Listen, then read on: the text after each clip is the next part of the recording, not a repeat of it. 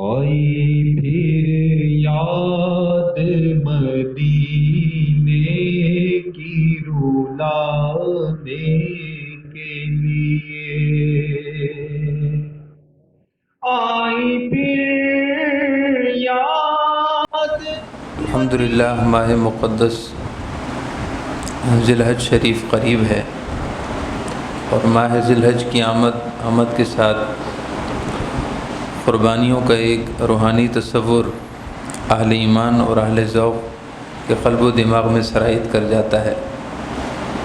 ماہ ذی الحج قربانی کی یاد دلانے کا مہینہ ہے، اور اس میں کئی قربانیوں کی یاد ہے۔ بالخصوص حضور سیدنا ابراہیم خلیل اللہ علی نبینا وعلیہ الصلاۃ والسلام اور آپ کا مبارک گھرانہ، آپ کے مبارک اہل بیت، اس گھرانے کا نام ہی اللہ کے نام پر قربانی ہے۔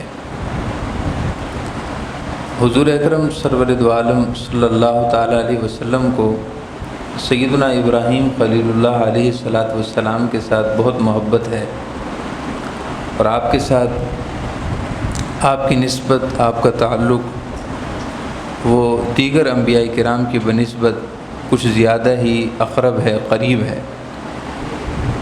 یہی وجہ ہے کہ اس میں کئی اشارات ہمیں قرآن میں، احادیث میں، اور آپ صلی اللہ علیہ وسلم کے اسوہ میں کئی ایسے اشارات اور رمائز اور رموز ملتے ہیں جن میں اس بات کی طرف توجہ دلائی گئی ہے کہ سیدنا ابراہیم علی نبینا علیہ الصلاۃ والسلام اور آپ کا گھرانہ یعنی آل ابراہیم،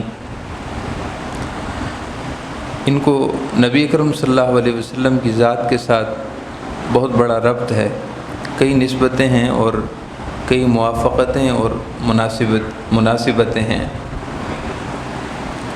نبی اکرم صلی اللہ علیہ وسلم نے ایک موقع پر ارشاد فرمایا، انا دعوت ابی ابراہیم، انا دعوت ابی ابراہیم، میں اپنے والد حضرت سیدنا ابراہیم علیہ السلام کی دعا ہوں، جس کا ذکر پہلے سپارے کے آخر میں ہے۔ وَإِذْ يَرْفَعُ إِبْرَاهِيمُ الْقَوَاعِدَ مِنَ الْبَيْتِ وَإِسْمَاعِيلُ رَبَّنَا تَقَبَّلْ مِنَّا إِنَّكَ أَنْتَ السَّمِيعُ الْعَلِيمُ رَبَّنَا وَاجْعَلْنَا مُسْلِمَيْنِ لَكَ وَمِنْ ذُرِّيَّتِنَا أُمَّةً مُسْلِمَةً لَكَ وَأَرِنَا مَنَاسِكَنَا وَتُبْ عَلَيْنَا إِنَّكَ أَنْتَ التَّوَّابُ الرَّحِيمُ رَبَّنَا وَابْعَثْ فِيهِمْ رَسُولًا مِّنْهُمْ يَتْلُو عَلَيْهِمْ آيَاتِكَ وَيُعَلِّمُهُمُ الْكِتَابَ وَالْحِكْمَةَ وَيُزَكِّيهِمْ إِنَّكَ أَنْتَ الْعَزِيزُ الْحَكِيمُ۔ آخر سے پہلے والا رکوع ہے اور اس کا بالکل اینڈ ہے، بلکہ آخری رکوع سے پہلے والے رکوع کے کافی آیات ہیں، جس کا لب لباب اور خلاصہ یہ ہے کہ یاد کیجئے وہ وقت جب سیدنا ابراہیم علیہ الصلاۃ والسلام اور آپ کے صاحبزادے سیدنا اسماعیل علیہ السلام بیت اللہ شریف کی دیواروں کو اٹھا رہے تھے، اس کی دیواریں چن رہے تھے، اللہ کا گھر تعمیر کر رہے تھے، بیت اللہ کی تعمیر ہو رہی تھی، اور ان مبارک لمحات میں، ان مقدس گھڑیوں میں سیدنا ابراہیم علیہ السلام دعا کر رہے ہیں۔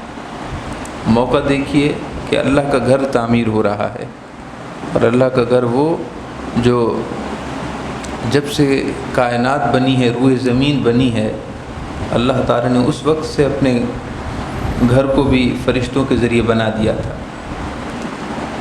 سیدنا ابراہیم علیہ السلام کی تعمیر یہ اثر نو تعمیر تھی۔ اس کا یہ مطلب نہیں کہ کعبہ شریف پہلے نہیں تھا، کعبہ شریف پہلے سے ہے۔ سیدنا آدم علیہ السلام نے بھی تعمیر فرمایا تھا، اور اس سے پہلے فرشتوں نے تعمیر کیا تھا۔ ان مبارک لمحات میں، مقدس گھڑیوں میں، جب کہ اللہ کا گھر تعمیر ہو رہا ہے، اور تعمیر کرنے والے ابو الانبیاء سیدنا ابراہیم خلیل اللہ ہیں۔ آپ ابو الانبیاء، آپ کا لقب ایک ابو الانبیاء بھی ہے کہ آپ کے بعد جتنے بھی انبیاء کرام تشریف لائے وہ سب کے سب آپ کی ذریت سے ہیں۔ یہ بات توجہ طلب ہے، اکثر دوست و احباب کو معلوم ہے، نہیں معلوم تو نوٹ فرما لیجئے۔ سیدنا ابراہیم علیہ الصلاۃ والسلام کے بعد جتنے بھی انبیاء کرام تشریف لائے وہ سب کے سب آپ کی ذریت سے ہوئے، سب کے سب آپ کی نسل مبارک سے ہوئے۔ سیدنا ابراہیم علیہ السلام کے دو صاحبزادے سیدنا اسماعیل علیہ السلام جو کہ حضرت سیدہ ہاجرہ کے بطن اطہر سے ہیں، اور دوسرے صاحبزادے حضرت سیدنا اسحاق علیہ السلام جو چھوٹے ہیں، سیدنا اسماعیل علیہ السلام کی بنسبت عمر میں چھوٹے ہیں، وہ سیدہ سارہ رضی اللہ تعالیٰ عنہ کے بطن اطہر سے ہیں۔ تو ہمارے پیارے نبی صلی اللہ علیہ وسلم کی تشریف آوری سیدنا اسماعیل علیہ السلام کی پھر ذریت اور نسل مبارک سے ہوئی، اور آپ کے سوا کوئی بھی ذریت اسماعیل میں کوئی اور نبی نہ ہوا۔ اللہ تعالیٰ نے آپ کو اپنی ذریت اور نسل مبارک میں بھی تنہا رکھا ہے، جس طرح کہ آپ اپنے اوصاف اور خصائل حمیدہ میں دیگر انبیاء کرام سے تنہا ہیں، منفرد ہیں، سب سے بلند ہیں، ایسے ہی آپ کا نسب مبارک بھی سب سے تنہا اور علیحدہ ہے۔ جبکہ سیدنا اسحاق علیہ السلام بھی نبی ہوئے، پھر ان کے صاحبزادے سیدنا یعقوب علیہ السلام بھی نبی ہوئے، پھر ان کے صاحبزادوں میں سے سیدنا یوسف علیہ السلام بھی نبی ہوئے، پھر اس کے بعد ذریت آگے بڑھتی رہی، سیدنا موسیٰ علیہ السلام، سیدنا عیسیٰ علیہ السلام اور دیگر کئی انبیاء کرام جو بنی اسرائیل میں تشریف لائے، وہ سب کے سب سیدنا اسحاق علیہ السلام کی ذریت سے ہیں۔ تو الغرض جتنے بھی انبیاء تشریف لائے سیدنا ابراہیم علیہ السلام کے بعد، وہ سب کے سب آپ ہی کی ذریت سے ہوئے، تو آپ ابو الانبیاء ہیں، یعنی انبیاء کرام کے والد۔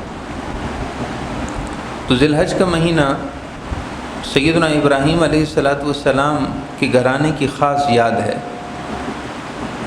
خواہ وہ حج کا فریضہ ہو، خواہ وہ قربانی کا وجوب ہو، خواہ وہ 5 دنوں میں ایام تشریق میں 5 دنوں میں تکبیرات تشریق پڑھتے ہیں ہم، یہ بھی اسی گھرانے کے مرہون منت اور اسی گھرانے کے صدقے اللہ پاک نے ہمیں عطا کیے ہیں۔ تو ان کی قربانی اتنی ہیں، اس گھرانے کی قربانی اتنی ہے کہ آپ صلی اللہ علیہ وسلم کو درودوں میں سب سے پیارا درود اور سب سے زیادہ پسندیدہ درود وہ ہے جس میں سیدنا ابراہیم اور آل ابراہیم علیہم الصلوات و تسلیمات کا ذکر ہو۔ حدیث صحیح میں ہے، آپ صلی اللہ علیہ وسلم نے زیادہ پسندیدگی کا اظہار فرمایا، ارشاد فرمایا کہ مجھ پر درود پڑھو تو ایسے پڑھو۔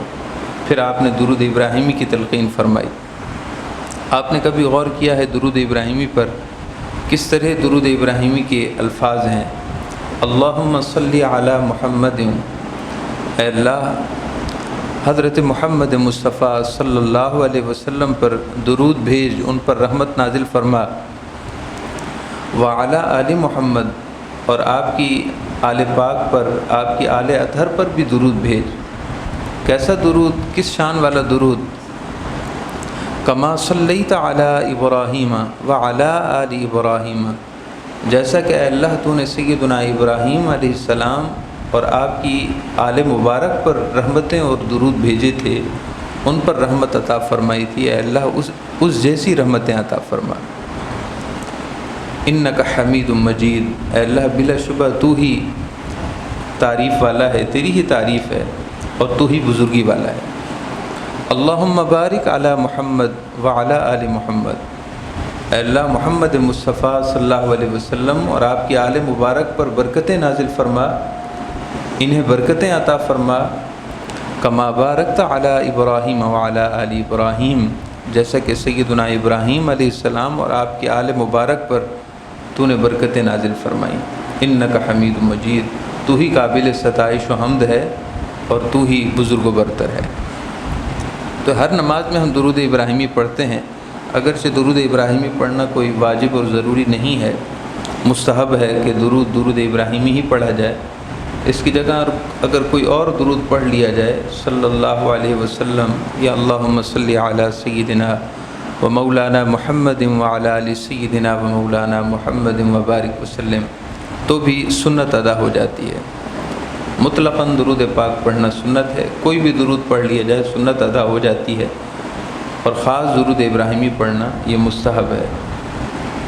بعض لوگ سمجھتے ہیں اور بعض لوگوں کا ذہن کچھ ایسا ہوتا جا رہا ہے کہ درود ابراہیمی یہ دیوبندی زیادہ پڑھتے ہیں، یہ سنیوں کو درود نہیں ہے۔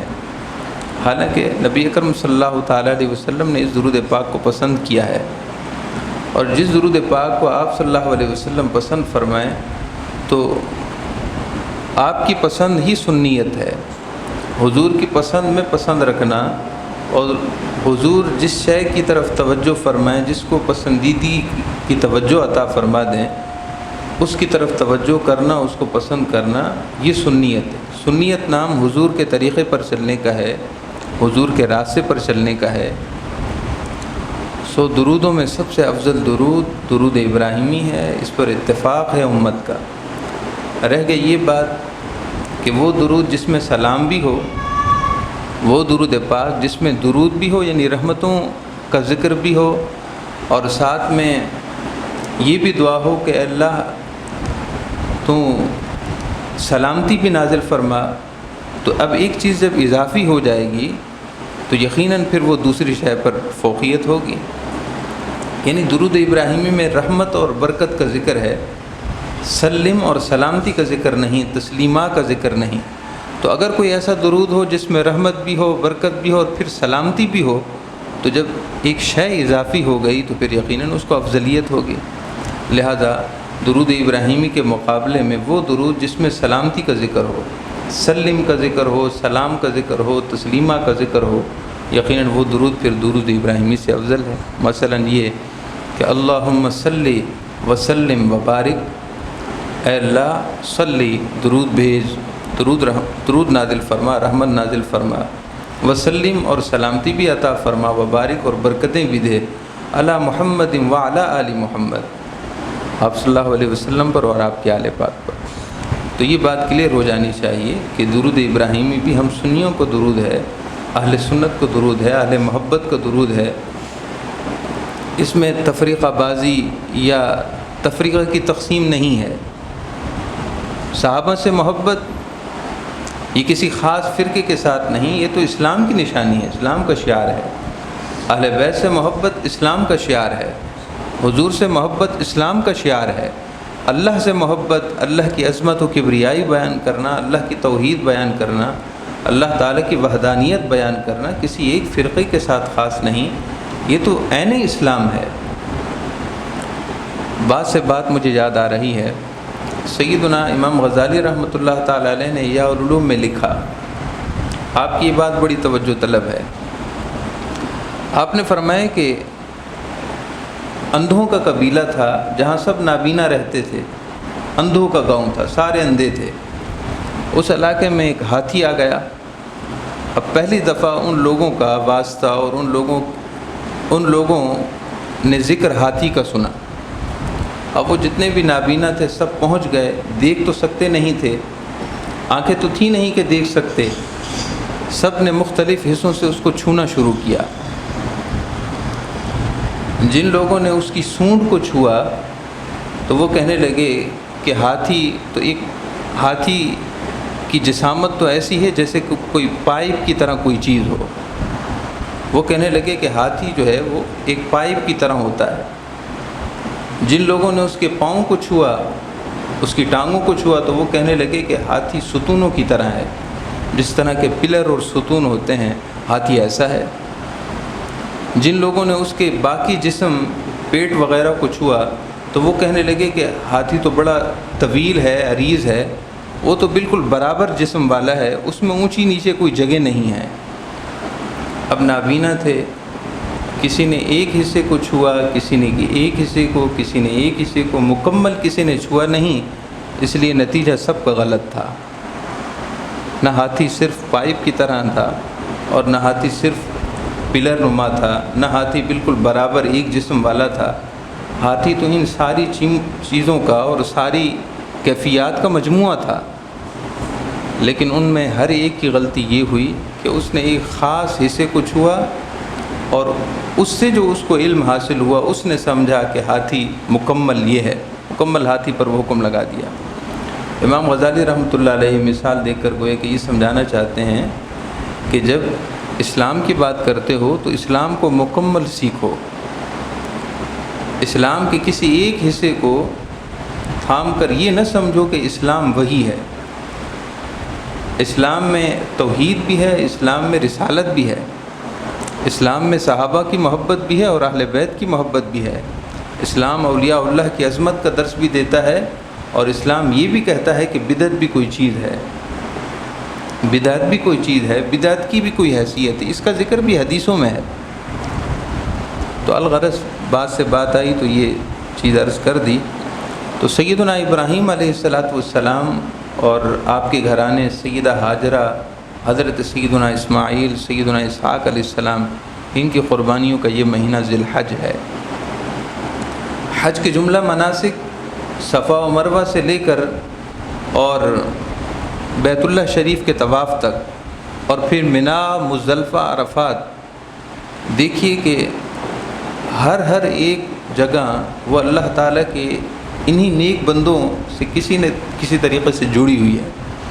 صفا و مروہ کی سعی کیوں ہے کہ سیدہ ہاجرہ رضی اللہ تعالیٰ عنہ، سیدہ ہاجرہ رضی اللہ تعالیٰ عنہ اپنے لخت جگر سیدنا اسماعیل علیہ السلام کے لیے پانی تلاش کر رہی تھیں، تو انہوں نے چاہا کہ اونچی جگہ پر بلند ہو کر دیکھو کہیں دور کوئی پانی کے آثار مل جائیں، تو آپ صفا کی پہاڑی پر جاتی ہیں۔ جب وہاں کچھ نہ دکھائی دیتا تو پھر آپ مروہ کی طرف چلتی، اور درمیان کا وہ نشیبی حصہ، درمیان کا وہ حصہ زمین کا جو کچھ دیگر کے مقابلے میں نیچے جھکا ہوا تھا، نشیب میں تھا، جب آپ وہاں پہنچتی تھیں تو آپ کو سیدنا اسماعیل علیہ السلام دکھائی نہیں دیتے تھے، کوئی اور ساتھ نہیں تھا، نہ کوئی آبادی تھی، تو اس درمیانی جگہ میں آپ دوڑ کر جاتی تھیں کہ آپ کو فکر ہوتی کہ سیدنا اسماعیل علیہ السلام پر کوئی درندہ حملہ نہ کر دے، انہیں کوئی نقصان نہ پہنچائے، تو آپ جہاں دکھائی نہیں دیتے تھے جس حصے پر آپ وہ دوڑ کر اس کو کراس کرتی تھیں، عبور کرتی تھیں، اللہ تعالیٰ کو آپ کو وہ چلنا اتنا پسند آیا، اللہ تعالیٰ کو آپ کو صفا اور مروہ کے وہ چکر لگانا اتنا پسند آیا، اور اپنے بیٹے کے لیے پریشانی میں وہ درمیان کا حصہ دوڑنا اتنا پسند آیا، حالانکہ بظاہر وہاں کوئی عبادت آپ نہیں کر رہی تھیں، اللہ تعالیٰ کی عبادت کے لیے کوئی عمل نہیں تھا، سارا عمل، ساری کوشش، ساری جستجو اپنے بیٹے کے لیے پانی کی دستیابی کے لیے تھی۔ آپ غور فرما رہے ہیں کہ اصل حقیقت کیا ہے؟ صفا کی طرف جانا، مروہ کی طرف جانا، درمیان میں دوڑنا، سب کچھ سیدنا اسماعیل علیہ السلام اپنے بیٹے کے لیے تھا۔ تو آپ کو یہ سب اتنا پسند آیا کہ رہتی دنیا تک کے لیے اللہ تعالیٰ نے اہل اسلام مردوں اور عورتوں پر صفا و مروہ کے چکر لگانا، صفا اور مروہ کے چکر لگانا حج میں بھی اور عمرے میں بھی واجب کر دیا۔ واجب کا مطلب یہ ہے کہ ضروری ہے، اس کے بغیر نہ حج ادا ہوگا نہ عمرہ ادا ہوگا۔ کسی کا عذر ہے تو علیحدہ بات ہے، ورنہ عذر نہیں، بلا عذر وہ اس واجب کو چھوڑ نہیں سکتا، اب وہ حج ہے یا عمرہ ہے۔ صفا و مروہ کی یاد سیدہ ہاجرہ رضی اللہ تعالی عنہا کی یاد ہے، تو ان کی قربانیاں ہیں۔ بہرحال اللہ تعالیٰ نے خاص طور پر جہاں قربانی کا ذکر فرمایا ہے وہ سورۃ الحج کی، حج کا 5واں رکوع ہے۔ عام طور پر قربانی ہم ہر سال ہی کرتے ہیں، الحمدللہ قربانی کے مسائل سیکھنے اور سمجھنے کی کوشش بھی کرتے ہیں، لیکن کتنا ہی اچھا ہوتا کہ ہر سال اس رکوع کو بھی ہم پڑھ لیتے جس میں اللہ تعالیٰ نے قربانی کا ذکر کیا ہے۔ تفسیر نہ پڑھیں بلے تشریح نہ پڑھیں، آیات اور ان کا ترجمہ ہی پڑھ لیتے تو بہت سی باتیں حل ہو جاتی، بہت سے معاملات حل ہو جاتے۔ مسائل سیکھنا سمجھنا یقیناً ضروری ہے تاکہ قربانی کی ذمہ داری، قربانی کا وجوب صحیح معنوں میں ادا ہو جائے، اس میں کوئی کمی خامی نہ رہے۔ لیکن حقیقت اور روح کو زندہ کرنے کے لیے اور قربانی کی حقیقت تک پہنچنے کے لیے ضروری ہے کہ اس رکوع کو پڑھا اور سنا جائے۔ تو آج کے درس میں مختصر انداز میں اس رکوع کی تھوڑی تشریح کی جائے گی۔ پہلے ان آیات کا صرف سلیس ترجمہ اردو ترجمہ آپ سماعت کیجئے، پھر اس کے بعد ہم تفصیل کرتے ہیں۔ یہ سورۃ الحج ہے، اس کا 5واں رکوع ہے اور 17واں سپارہ ہے۔ 17ویں سپارے کا یہاں سے 12واں رکوع شروع ہوتا ہے۔ وَلِكُلِّ أُمَّةٍ جَعَلْنَا مَنْسَكًا، اور ہر امت کے لیے ہم نے ایک قربانی مقرر کر رکھی، ہم نے ہر امت پر ایک قربانی مقرر کی۔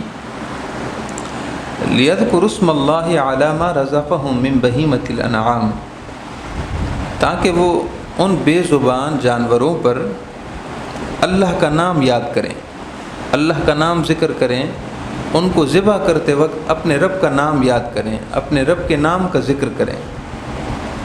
فَإِلَٰهُكُمْ إِلَٰهٌ وَاحِدٌ، بس تمہارا خدا واحد ہے، یعنی اے انسانوں تمہارا اور ان جانوروں کا جن کو تم اللہ کی بارگاہ میں قربان کر رہے ہو، ان کا اور تمہارا دونوں کا خدا ایک ہے۔ فَلَهُ أَسْلِمُوا، تو اسی کے آگے سر جھکاؤ۔ وَبَشِّرِ الْمُخْبِتِينَ، اے پیارے نبی خوشخبری سنا دیجیے ان لوگوں کو جو سر جھکانے والے ہیں، عاجزی اختیار کرنے والے ہیں۔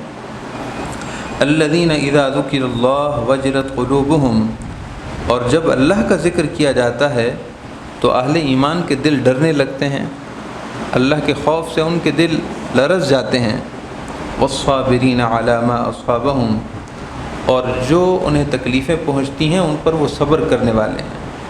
وَالْمُقِيمِ الصَّلَاةِ، جو نماز کو ٹھیک ٹھیک ادا کرنے والے ہیں، صحیح نماز کو ادا کرتے ہیں۔ وَمِمَّا رَزَقْنَاهُمْ يُنْفِقُونَ، اور جو رزق ہم نے انہیں دیا ہے اس میں سے خرچ کرتے ہیں۔ وَالْبُدْنَ جَعَلْنَاهَا لَكُم مِّن شَعَائِرِ اللَّهِ، اور قربانی کے یہ جانور جو ہم نے تمہیں دیے ہیں، من شعائر اللہ، یہ اللہ کی نشانیوں میں سے ہیں۔ لکم فیہا خیر، اور تمہارے لیے اس میں بڑی بھلائی ہے۔ فاذکروا اسم اللہ، بس ان پر اس حال میں اللہ کا نام لو، جب ان کو ذبح کرو تو اس حال میں ان پر اللہ کا نام لو۔ علیہا صواف، کہ ایک پاؤں ان کا بندھا ہوا ہو اور وہ 3 پاؤں پر کھڑے ہوں۔ یہ اونٹ کی قربانی کا خاص حکم یہاں پر ذکر ہوا ہے۔ علیہا صواف، اس حال میں ان کو قربان کرو، ان پر اللہ کا نام لو کہ ان کا ایک پاؤں بندھا ہوا ہو۔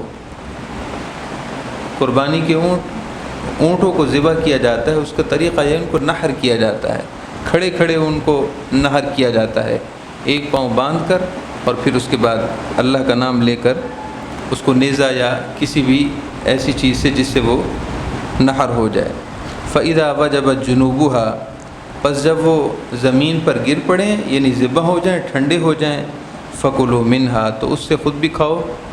وَأَطْعِمُوا الْقَانِعَ وَالْمُعْتَرَ، اور ان کو بھی کھلاؤ جو قناعت والے ہیں، جنہوں نے قناعت کی زندگی اختیار کی ہوئی ہے، یعنی سفید پوش ہیں۔ والمعتر، اور ان کو بھی دو جو مانگنے والے ہیں۔ کذالک سخرناها، ہم نے ان جانوروں کو تمہارا فرما بردار بنا دیا ہے۔ لعلکم تشکرون، تاکہ تم اس کے احسان کا شکریہ ادا کرو۔ لن ینال اللہ لحومها، اللہ تعالیٰ کو ہرگز ان قربانی کے جانوروں کا گوشت نہیں پہنچتا۔ ولا دماؤها، اور نہ ان قربانی کے جانوروں کا خون پہنچتا ہے۔ ولکن ینالہ التقوی منکم، لیکن اللہ کو تمہارا تقوی پہنچتا ہے، تمہارے دل کی پرہیزگاری اللہ کو پہنچتی ہے، اللہ اس کو دیکھتا ہے۔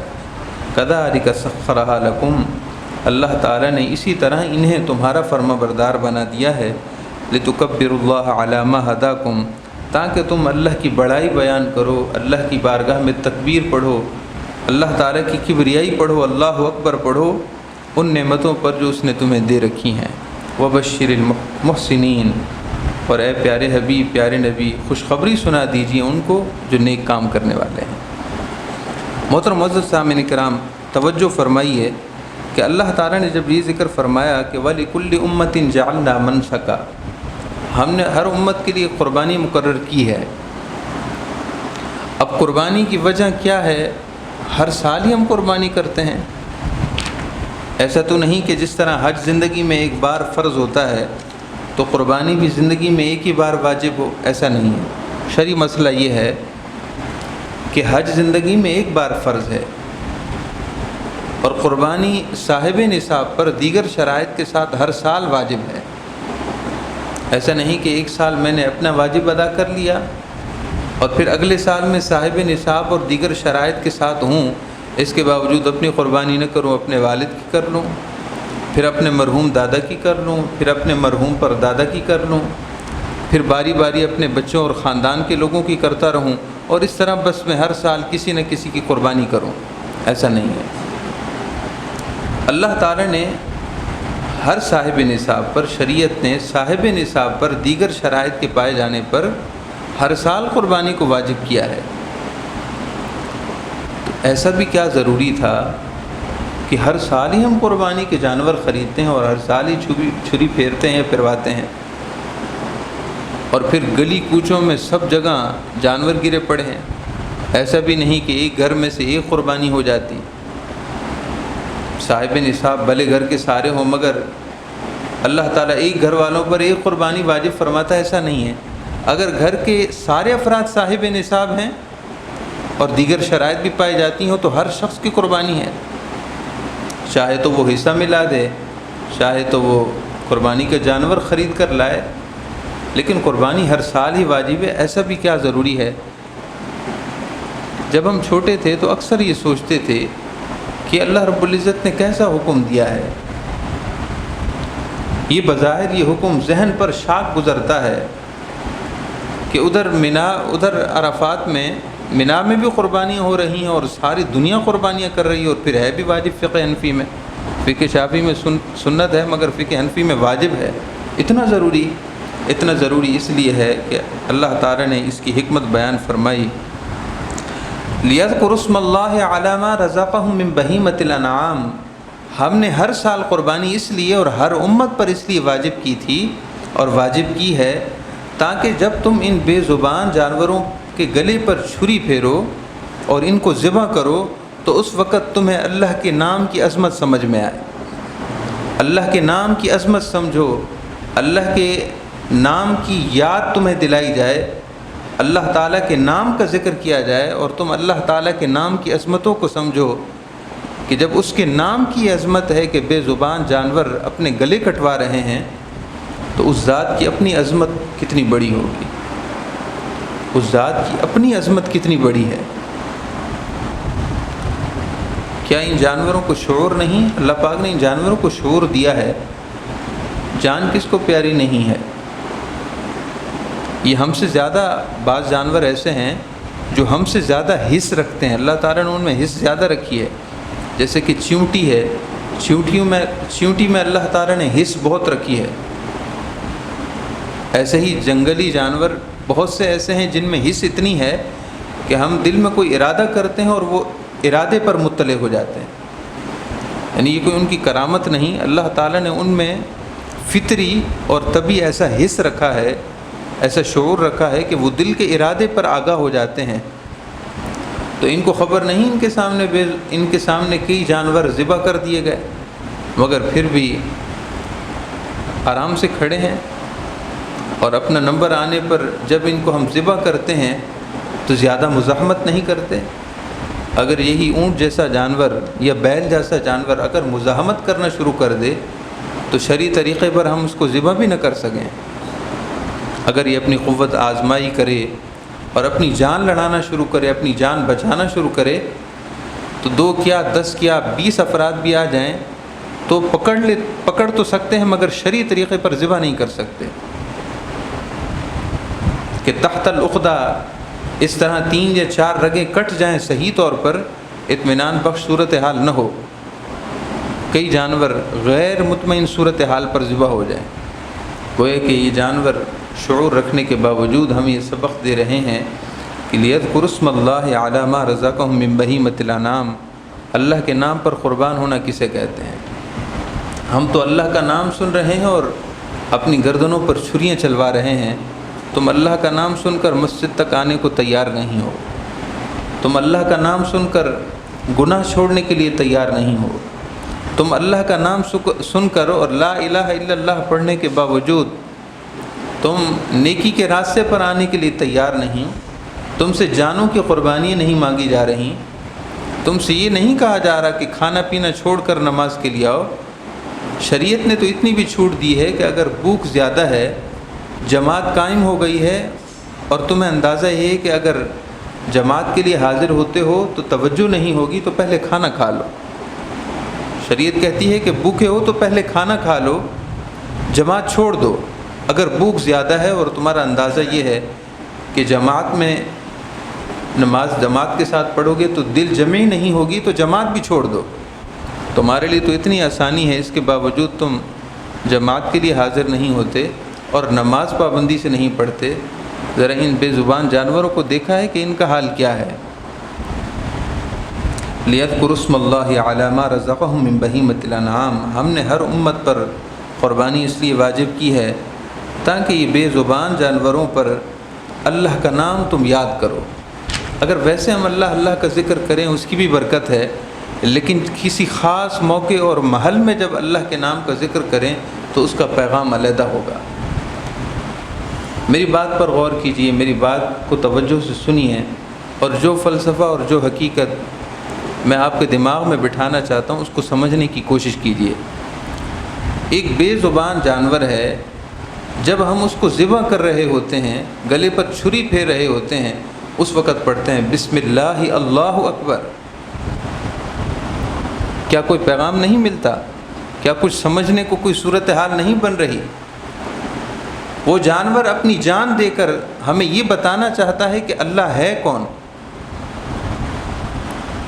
تم اللہ کی عظمت و قدرت کو بھلا بیٹھے ہو۔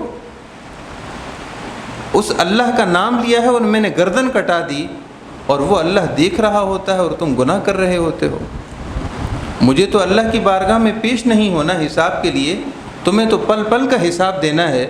اس اللہ کی بارگاہ میں کیسے حاضر ہوگے جس کا نام سن کر میں نے جان دے دی، جس کا نام سن کر میں تڑپنا میں نے قبول کر لیا، جس کا نام سن کر میں نے اپنا سر تن سے جدا کروا لیا۔ کیا تمہیں اس ذات کی بارگاہ میں حاضری کا شعور بھی نہیں ہے کہ اس بارگاہ میں حاضر ہوگے تو کس منہ سے حاضر ہوگے؟ اور حدیث پاک میں آتا ہے کہ یہی قربانی کے جانور قبروں سے ان قربانی کرنے والوں کے لیے سواریاں بنیں گے، حدیث میں ہے۔ تو اس وقت کیا ہمیں شرم نہیں آئے گی کہ جن قربانی کے جانوروں کو ہم نے ذبح کیا اللہ کے نام پر، اور ساری زندگی ہم نے اللہ کی نافرمانی کی بس ایک قربانی ہی تھی، یہ چند گنے چنے اعمال تھے جس پر ہم پابندی کرتے رہے، باقی زندگی بھر اللہ کی اطاعت اور بندگی کے لیے توجہ نہ کی۔ جب ایسے قربانی کے جانوروں پر ہم سواری کریں گے تو اس وقت کتنی شرم آئے گی کہ یہ آج سواریاں بن رہے ہیں جبکہ اللہ کے نام پر ذبح ہوئے اللہ کا نام سن کر، اور ہم نے اللہ کے نام سن کر گردن ہی نہ جھکائی۔ اگر آپ کو یہ میرا خود ساختہ فلسفہ لگے یا خود ساختہ میری تفسیر لگے، اور قرآن پاک کی ان آیات کی وضاحت اگر آپ کو لگے آپ نے پہلی دفعہ سنی ہے، تو ذرا آگے کی آیت کا حصہ سنیے۔ اللہ تعالیٰ نے ارشاد فرمایا فَإِلَٰهُكُمْ إِلَٰهٌ وَاحِدٌ، ان جانوروں کا خدا اور تمہارا خدا خدائے واحد ہے۔ پھر فرق دیکھتے ہو، فرق کتنا ہے؟ تم جس خدا کو خدا مانتے ہو اسی خدا کو یہ بھی خدا مانتے ہیں۔ جس اللہ کو تم نے رب کہا اور جس اللہ کو تم نے اپنا معبود مانا، اسی کو معبود ماننے والے یہ بھی ہیں، مگر ذرا فرق اطاعت کا دیکھو۔ فَلَهُ أَسْلِمُوا، یہ تو گردنیں جھکا رہے ہیں، گردنیں کٹا رہے ہیں، تم گردن جھکا نہیں سکتے۔ یہ تو گردنیں کٹا رہے ہیں، تم گردنیں جھکا نہیں سکتے۔ یہ تو گردنیں کٹا رہے ہیں، تم گردن جھکا نہیں سکتے۔ یہ تو گردنیں کٹا رہے ہیں، تم گردن جھکا نہیں سکتے۔ فَلَهُ أَسْلِمُوا، تو بس گردن جھکا دو اس کے سامنے۔ اسلام کا معنی ہی یہی ہے جو یہ جانور ہمیں سکھاتے ہیں۔ تو ہمارے صوفیاء نے لکھا ہے کہ قربانی آتی ہے فرما برداری سکھانے کے لیے، قربانی کا موقع آتا ہے فرما برداری سکھانے کے لیے۔ یہ ہزاروں اربوں خربوں جو جانور ذبح ہوتے ہیں یہ یوں ہی ذبح نہیں ہوتے، یہ انسان کے لیے پیدا ہوئے ہیں، تو انسان کو کچھ سکھانے کے لیے آئے ہیں۔ رزق کی فراہمی علیحدہ ہے، قربانی کی گوشت کی تقسیم علیحدہ ہے، اس میں اللہ کا جو نظام ہے وہ علیحدہ حکمتوں پر مشتمل ہے، مگر پہلی حکمت، پہلا فلسفہ تو ہم بلا بیٹھے ہیں، وہ یہ ہے کہ فَلَهُ وَاسْلِمُوا، اسی کے آگے سر جھکا دو۔ آپ بتائیے کہ ایک ہی آیت میں قربانی کا ذکر ہے، اسی آیت میں اللہ یہ بھی ارشاد فرماتا ہے فَلَهُ وَاسْلِمُوا، اس کے سامنے سر جھکا دو، اے انسانوں اس کے لیے سر جھکا دو۔ کیا اس کا کوئی ربط نہیں ہوگا؟ کیا قربانی کے ساتھ اس کا کوئی تعلق نہیں ہوگا؟ وَبَشِّرِ الْمُخْبِتِينَ، پھر یہ فرمانا کہ گردن جھکانے والوں کے لیے خوشخبری ہے۔ اللہ تعالیٰ نے اسی رکوع کے اندر یہ بات 2 بار ارشاد فرمائی، كَذَلِكَ سَخَّرَهَا لَكُمْ كَذَلِكَ سَخَّرْنَاهَا لَكُمْ۔ آیت نمبر 36 کے آخر میں فرمایا كَذَلِكَ سَخَّرْنَاهَا لَكُمْ، ہم نے ان قربانی کے جانوروں کو تمہارا فرما بردار بنا دیا ہے۔ اور پھر آیت نمبر 37 کے تقریباً آخر میں فرمایا كَذَلِكَ سَخَّرَهَا لَكُمْ، اور ہم نے ان قربانی کے جانوروں کو تمہارا فرما بردار بنا دیا ہے۔ اے اللہ، اس کا کیا مطلب ہے کہ آپ یہ فرما رہے ہیں کہ ہم نے قربانی کے جانوروں کو تمہارا فرما بردار بنا دیا ہے؟ اللہ تعالیٰ کی طرف سے پیغام اور نصیحت یہ ہے کہ اے میرے بندو، ان قربانی کے جانوروں کو ہم نے تمہارا فرما بردار بنا دیا ہے، تو تم سیکھو کہ فرما برداری کہتے کسے ہیں، فرما برداری کسے کہتے ہیں، تم یہ سیکھو، ان سے سیکھ لو، یہ جو تمہاری نگاہوں کے سامنے ذبح ہو رہے ہیں۔ اور شریعت نے مستحب قرار دیا ہے جانور ذبح ہو تو حاضر ہو۔ سیدہ کائنات سیدہ فاطمہ الزہرا رضی اللہ تعالیٰ عنہ والی وہ روایت ذرا ذہن میں لائیے کہ آپ صلی اللہ علیہ وسلم نے ارشاد فرمایا، بیٹی فاطمہ قومی قومی فشہدی، اے پیاری بیٹی، جب آپ کے قربانی کا جانور ذبح ہو تو آپ موجود رہیں۔ کیا فلسفہ ہے موجود رہنے کا؟ کبھی آپ نے اس کو سمجھا کہ قربانی کا جانور ذبح ہو تو جس کی قربانی ہو اس کے لیے مستحب ہے، فرض واجب نہیں، مستحب ہے کہ وہاں موجود رہے۔ موجود رہنے کا کیا فلسفہ ہے؟ موجود رہنے کا فلسفہ وہی ہے جو قرآن سمجھاتا ہے، كَذَلِكَ سَخَّرَهَا كَذَلِكَ سَخَّرْنَاهَا۔ سمجھو تو صحیح فرما برداری کسے کہتے ہیں۔ اللہ کا نام سن کر اللہ کے حکم پر یہ فدا ہو رہا ہے، تمہیں ہم سکھا رہے ہیں کہ فرما برداری کسے کہتے ہیں۔ یہ اتنے جانور جو ذبح ہوتے ہیں یہ فرما برداری سکھانے کے لیے ہیں۔ اندازہ فرمائیے، قربانی کا بالکل سسٹم ہی ہم نے بالکل تبدیل کر دیا ہے۔ کہیں سے نہیں لگتا کہ ہم کوئی سیکھنے والے ہیں یا ہمیں کچھ سکھایا بھی جا رہا ہے۔ جانوروں کے ساتھ جانور بن گئے سب لوگ، یعنی کہ ہم نے یہ سمجھا ہی نہیں کہ کچھ سبق ایسے ہوتے ہیں جو پڑھائے نہیں جاتے، سکھائے جاتے ہیں۔ یہ ہیں تو بے زبان جانور مگر سکھاتے بہت کچھ ہیں۔ ایک بزرگ کے بارے میں ہے کہ وہ بہت زیادہ متقی اور پرہیزگار تھے۔ ان سے کسی نے پوچھا، حضور تقوی آپ نے کس سے سیکھا ہے؟ وہ فرمانے لگے کہ تقوی میں نے بلی سے سیکھا ہے۔ امام غزالی رحمۃ اللہ علیہ نے احیاء العلوم میں لکھا، میں نے تقوی بلی سے سیکھا ہے۔ حضور بلی سے آپ نے کیسے تقوی سیکھا؟ بلی تو کچھ بولتی نہیں۔ آپ نے فرمایا، بلی سے میں نے تقوی ایسے سیکھا کہ میں نے دیکھا کہ بلی جب شکار پر جھپٹنا چاہتی ہے تو اس طرح بے حس و بے حرکت ہو جاتی ہے جیسے کچھ ہے ہی نہیں، زمین کے ساتھ لگ جاتی ہے، اور جیسے ہی اس کو شکار نظر آتا ہے تو یک لخت اچانک حملہ کرتی ہے۔ میں اس سے سمجھا کہ شیطان بھی بلی کی طرح مجھ پر حملہ کرتا ہوگا، مجھ سے گناہ کرواتا ہوگا میری بے خبری کے عالم میں، کہ میں سمجھتا ہی نہیں ہوں گا کہ گناہ ادھر بھی ہو جائے گا، اور وہ مجھ سے گناہ اس طرح جھپٹ کر کرواتا ہوگا میری بے خبری کے عالم میں، جس طرح کہ بلی اپنے شکار پر اس کی بے خبری میں حملہ کرتی ہے۔ ایک بزرگ سے پوچھا گیا، حضور آپ نے پرہیزگاری کس سے سیکھی؟ وہ فرمانے لگے، کوے سے سیکھی، کوے سے میں نے پرہیزگاری سیکھی۔ حضور آپ نے کوے سے کیسے سیکھی؟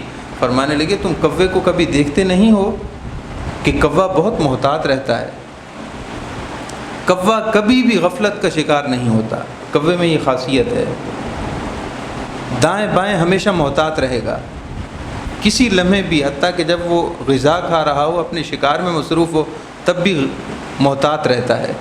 دیگر جانوروں میں یہ خوبی نہیں۔ چڑیا جب اپنے دانے دن کے پر چپٹتی ہے، یا آپس میں ایک دوسرے کے ساتھ چڑیا یہ پرندے آپس میں لڑ جائیں تو شکاری سے بے خبر ہو جاتے ہیں، لیکن کوے میں یہ خاصیت نہیں۔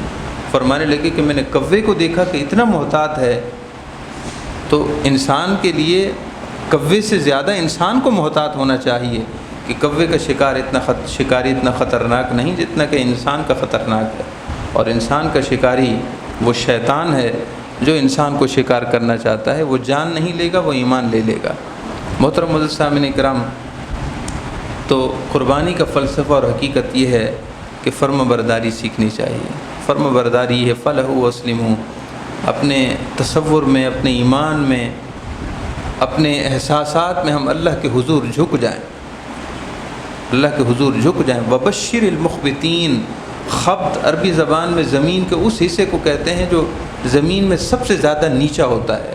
اللہ تعالیٰ نے فرمایا کہ جو عاجزی اور اللہ کی بارگاہ میں عبدیت کی انتہا کو ہیں، تذلل کی انتہا کو ہیں، فرما برداری کی انتہا کو ہیں، اللہ کا حکم آیا تو اے اللہ تیرا حکم سر آنکھوں پر۔ اللہ نے فرمایا یہ کام نہیں کرنا، اللہ کے پیارے رسول صلی اللہ علیہ وسلم نے فرمایا یہ کام نہیں کرنا، تو بندے نے عرض کی اے اللہ یہ بندہ حاضر ہے، کام نہیں کرنا تو بس نہیں کرنا۔ خواہشوں کو میں نے پاؤں تلے رون ڈالا ہے، ریزہ ریزہ کر دیا ہے، میں نے اپنی شہوتوں کا ایسے ہی گلا گھونٹ دیا ہے جیسا کہ ہم قربانی کے جانور کو ذبح کرتے ہیں۔ اللہ میں نے اپنی شہوت کو ایسے ہی ذبح کر ڈالا۔ پر اللہ تعالیٰ سے دعا ہے اللہ تعالیٰ ہم سب کو قربانیاں کرنے اور قربانی کی روح کے ساتھ قربانی کرنے کی توفیق عطا فرمائے۔